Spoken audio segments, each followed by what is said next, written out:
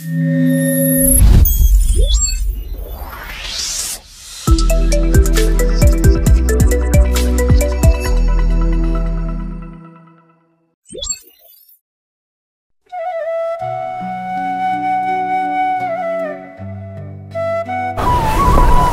नमस्कार, मेरो नाम प्रकाश ढोकाया अनि म आज बाख्राहरू चराउन आएको छु।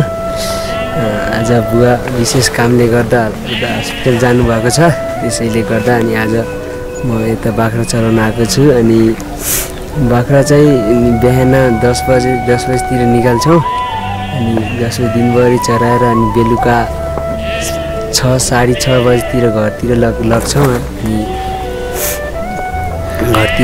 अनि त्यहाँतिर चराएर अनि रानीवन भित्रबाट लग्छौँ घरमा।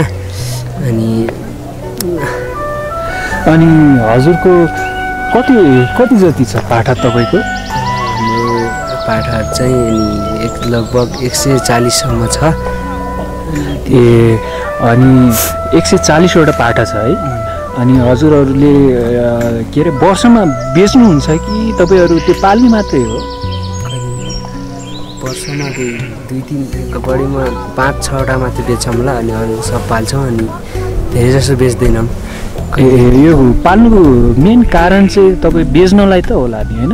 बेच्न हल्का पाल्दै हल्का व्यापार गर्दै हल्का पाल्दै अनि हल्का त्यो व्यापार व्यवसाय पनि गर्दा नि राम्रो हुन्छ।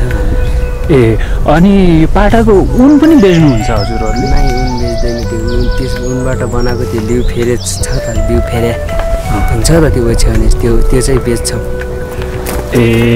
अनि तपाईँको यता के अरे सिमीकोटमा चाहिँ मासुको लागि पनि हाम्रो यो यहीँको लोकल खसी युज गर्दो रहेछ होइन? मासुको लागि पनि तपाईँहरूले बेच्नुहुन्छ है? यसको दुध सुध त आउँदैन? बग्रेटाहरूले पुग्दैन हामीलाई त कहाँ।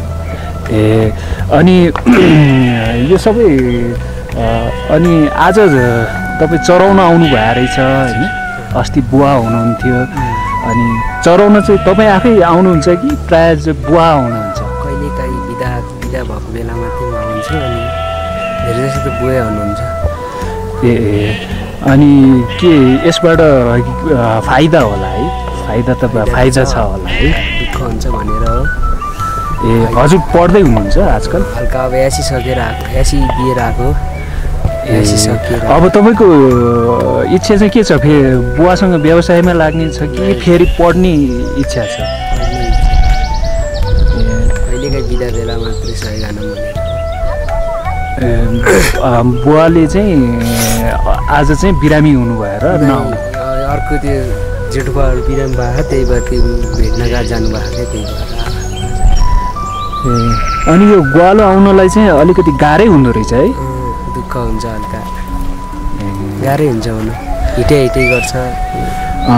अलि यो मौसममा खासै घाँस पनि छैन रहेछ है? घाँसहरू पनि छैन रहेछ, चराउन गाह्रो रहेछ है? यहाँ सिमीकोटमा के अरे भेडा बाख्रा पाल्न अलिकति गाह्रो रहेछ होइन? खासको गाह्रो हुनु कारण चाहिँ त्यो घाँसैले घाँस नभएर, त्यसै मेन घाँस नभएर। पहिला मान्छेहरू अछामसम्म पनि चराउन लाग्थ्यो अरे होइन? त्यो कसो घाँस नभएर त्यतातिर घाँस हुन्छ भनेर लग्थे, आज पनि लग्दैन, माथि एल्बमतिर लिन्छ। पहिला त्यो टावरतिर पनि लिन्छ। पहिला त यो भेडामा भारी बोकाएर तपाईँको ढुवानी पनि गर्थ्यो होइन? पहिला नुन चामलहरू। अहिले चाहिँ गर्छ कि गर्दैन? त्यस्तो छैन। अहिले किन नगरेको? खै थाहा, अहिले त खासै त्यो पनि छैन, अब माग पनि छैन, अब गाडीहरू होइन आइसक्यो, त्यही भएर धेरै गर्दैन। आफू लिने बेला मात्रै त्यो सामान बोकाएर लिन्छ आफ्नो खानेहरू, त्यति अनि केही गर्दैन।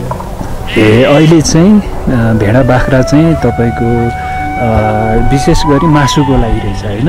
मासु अनि उनसुन त्यस्तै पनि हो, मेन मासु भयो, अनि अरू कुरा पनि छन्।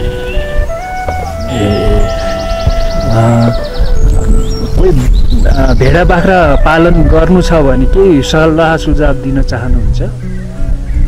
के सल्लाह सक्दैनन् होइन अब लोभ हुँदै आइसकेको छ